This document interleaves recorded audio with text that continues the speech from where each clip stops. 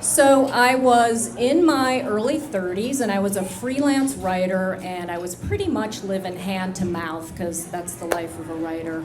And I used to do a lot of meditating on bringing abundance into my life. And I had read or heard somewhere that if you want to bring money into your life, you've got to start living like you have it. So my little sort of hack for this was to splurge on some kind of gourmet treat at the grocery store. I wasn't very adventurous, I know. And my treat that I used to splurge on were these fruit juice spritzers. They were just basically sparkling fruit juice. And the brand I liked was Newton's. I don't think they make them anymore. But my favorite flavor was black cherry, and that stuff was like holy water. I savored every sip. So I realized this living hand-to-mouth existence just wasn't going to work for me. I needed to step up my game and market and publish myself. But to do that, I needed flyers and I needed business cards. Now, this was early days of the internet, so people were still printing these things, and I didn't have money, so I needed a loan.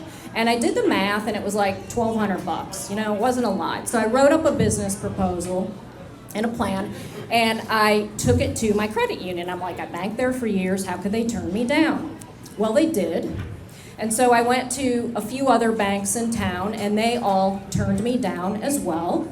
And then I heard about this place called the Women's Business Incubator. And I met with a case manager there, and she said, Sarah, you are the type of person that the Women's Business Incubator was set up to help. There's no way you're going to get denied a loan. Well, the loan board denied me the loan. So, I was pretty dejected, and she's giving me the bad news, and she's like, I'm really sorry. And she says, well, now wait a minute. Have you tried Megabank? And I said, no, I haven't tried Megabank. And she said, you got to try Megabank. And I said, well, if all the other banks turn me down, including the Women's Business Incubator, who's supposed to help people like me, why is Megabank, the most prestigious bank in town, going to give me a loan? She said, just give it a try. So she writes this name down on a piece of paper and a phone number. It's a man's name. And I go home and I'm telling a friend of mine this story, and she says, girl, if you're going to go asking a man for money, you better get dressed up. She said, none of this tomboy shit that you're into. So I'm like, okay. So she talked me into buying a dress, and I never wore dresses. Of course, I got it at the thrift shop. And she lent me some makeup. I never wore makeup. And I even put on a pair of pantyhose. And we're talking July, so you know how desperate I was. So let me tell you people, I was so hot in that dress, right? No, I mean, I was really hot. It was like 85 degrees out, and I was walking to the bank, and I'm sweating like a pig, and I'm pitted out, and I probably stank. I was hot. So I'm standing on the street corner, waiting for the light to change, and there's a row of shops behind me, and I see this guy coming out of the shop, looking over to my left, and he's got this drinks can. And he's on a bike, he gets on his bike, and he pops the top, and he takes a sip, and he says, yuck! And he tosses this can to the side of the road. He takes off on his bike riding past me, and I'm thinking, you jerk. He just littered, for one thing, and I hate litter bugs. And then, as I was watching this can, it was rolling toward me, kind of adjacent to the curb in the street, and it comes to a stop right in front of me, and the opening's like facing me. Well, would you believe it was a Newton's fruit juice spritzer, black cherry flavor. So, it's hot, I'm thirsty.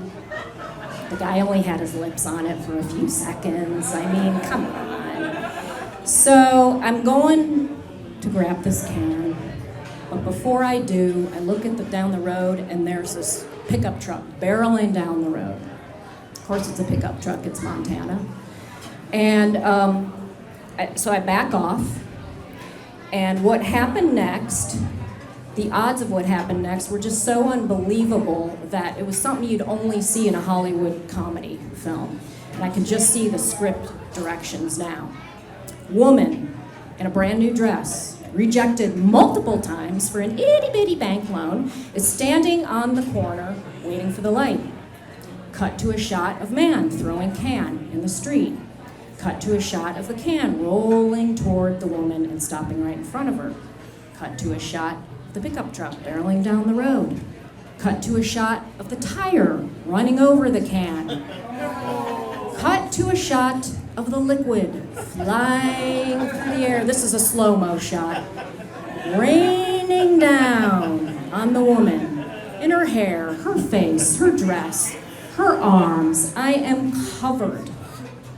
I am 10 minutes away from what was probably the most important meeting of my life at that time, and I had just been baptized in sticky holy water.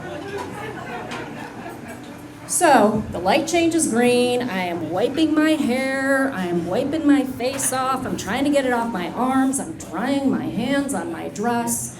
I get to the bank, there's no public bathroom, of course, so I'm making do out of the drinking fountain in the lobby, and I'm trying to discreetly, do this and get all cleaned up.